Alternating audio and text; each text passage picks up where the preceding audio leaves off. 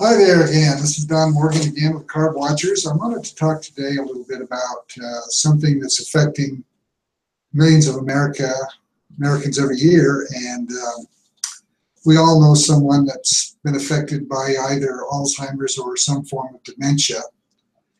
It's a problem that's really growing quite rapidly. In fact, it's expected to be a major increase in the next few years. But the question I wanted to throw out there today about both these terrible problems is there a way to prevent it? And if there is, what is it? And is there a way to reverse it once you get it? And you decide what you think. But I've been doing a lot of studying in the last 5.5 years for a book that I'm doing, and some of the things that I've run across have quite surprised me.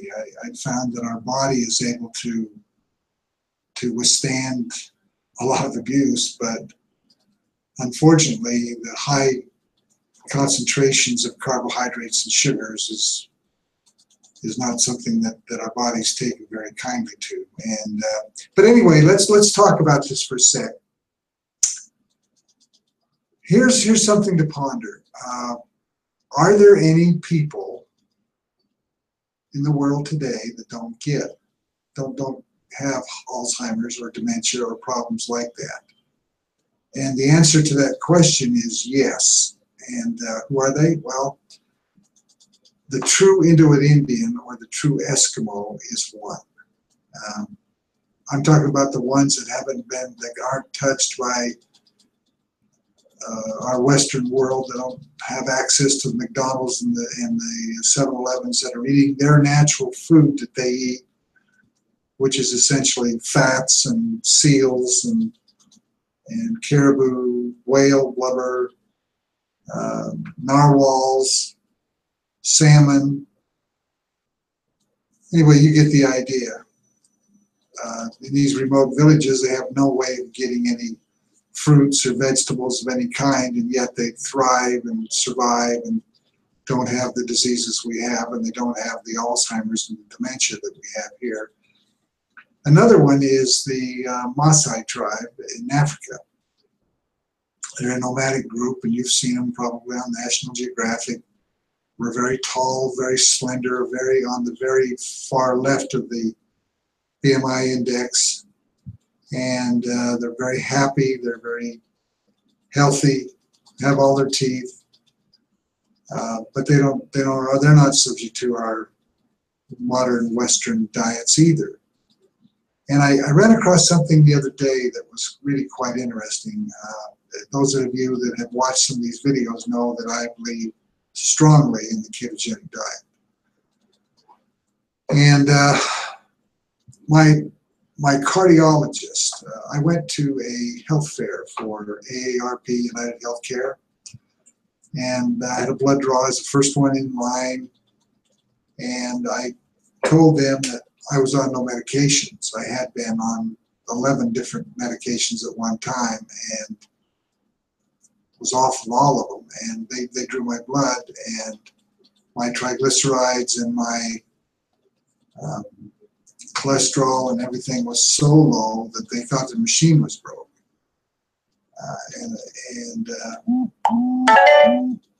I have AFib, and I've had it since I was 8 years old. And the nurse was really quite concerned about it because she thought I ought to be at least on a baby aspirin or something, and just kept pouncing on me to go see the doctor. And the doctor I had gone to in the past, I've had an electric shock, the paddles that they put on your chest to get it back in rhythm, and that lasts for a day, and then it went right back to doing whatever it wants to do. And so, I mean, she was insistent. I mean, even after I left, she kept calling me at home. So I made an appointment, went in to see Dr. John Day, and he's a cardiologist at the Intermountain Health Hospital in Murray, Utah. He's head of their rhythm department up there. He's a very world-renowned cardiologist, and He's the one that puts the pacemakers in and does all that. But he's the one, actually, he's the one that did my paddle, shock when I had that performed. But anyway, I called him and made an appointment, went and saw him, and I was getting ready for a big battle because I thought he was going to want to put me on blood thinners and all kinds of things. And I went in and I says, Doc, before you even start, I just want to tell you something. I believe in the ketogenic diet. I don't take any medications whatsoever. I function great, even though I have AFib. It's never bothered me my whole life.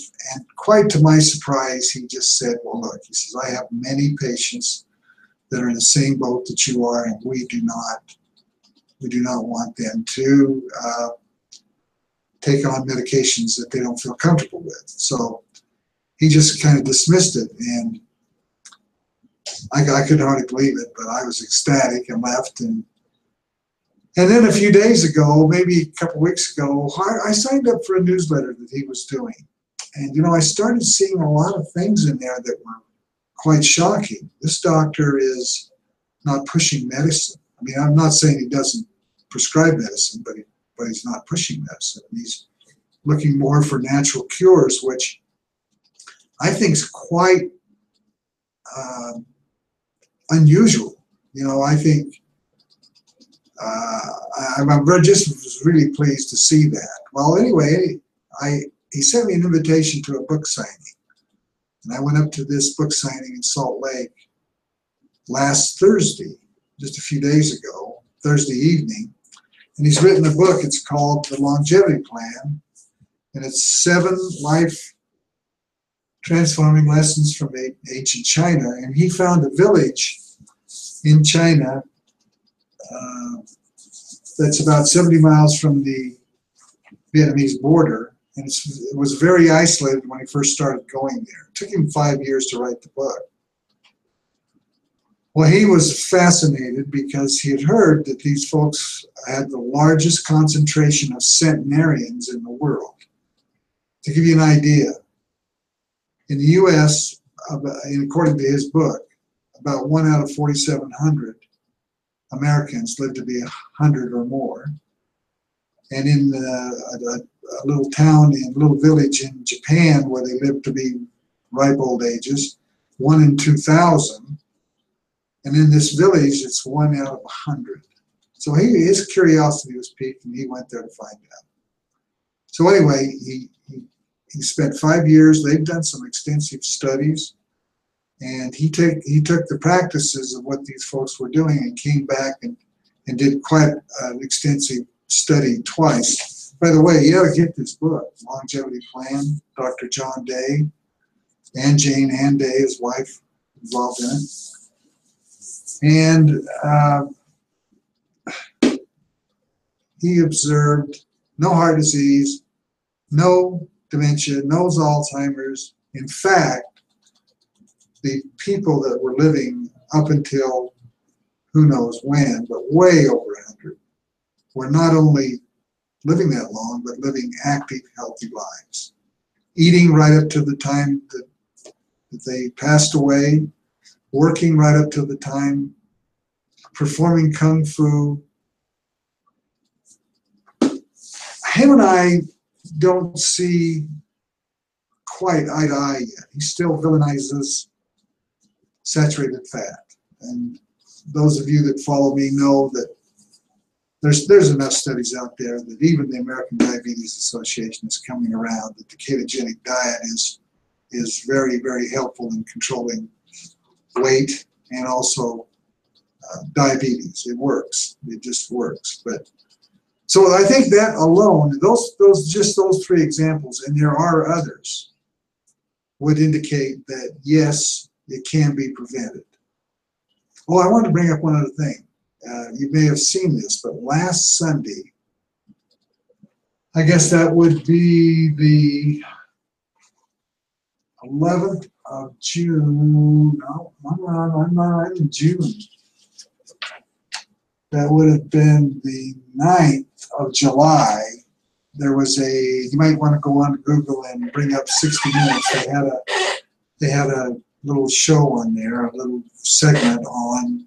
In fact, I think there was 2 segments on it, and they've done this once before. It's about a village over in Colombia where they were genetically disposed, they thought, to having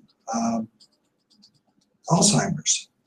And it's early onset. These people were getting it in their 40s and 50s, and they had the APO4 gene that it's called.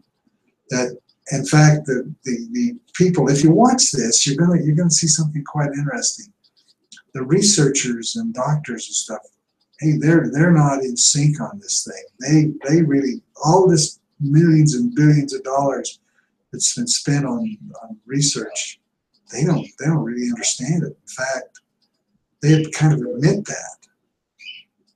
And I guess that's the point I'm trying to make. They stated that if you had that gene, you were going to get Alzheimer's. Period. You were going to get it. Well, in this study that Dr. Day did, he found that these people had all the genes for heart disease, diabetes, Alzheimer's, all this stuff, and they didn't get it. So there's another indication of, yes, it can be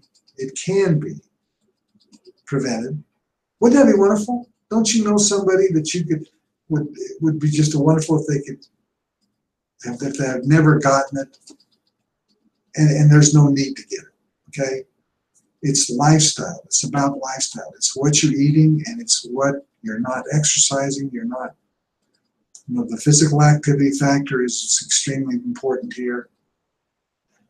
Now let's talk about reversal.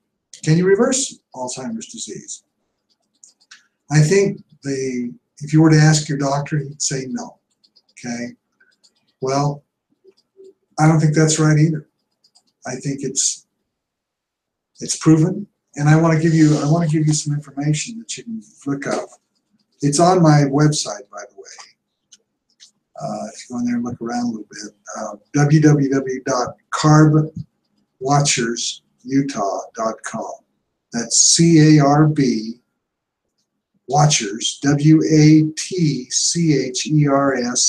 Utah.com. And go to Google, and you can find it on my website, but go to Google and put in Dale E. Bresden reversal study. And you'll go in there and you can search around, and he got some funding from a fellow out of New York and did his own study, and one of them was a fellow that had Alzheimer's for 11 years. They were able to reverse it through lifestyle change and brought him back. He was back at work. And is it going to work for everybody? I don't think it will work for everybody, but he had like a 90% reversal of patients. I mean, it was a very small study, and we also know that cognitive function improves on the ketogenic diet. We know that through the studies that were done. It's a first-line treatment for epilepsy, and we know that once these ketones start being activated in the brain, that your cognitive ability increases. Also, I just wanted to mention there's a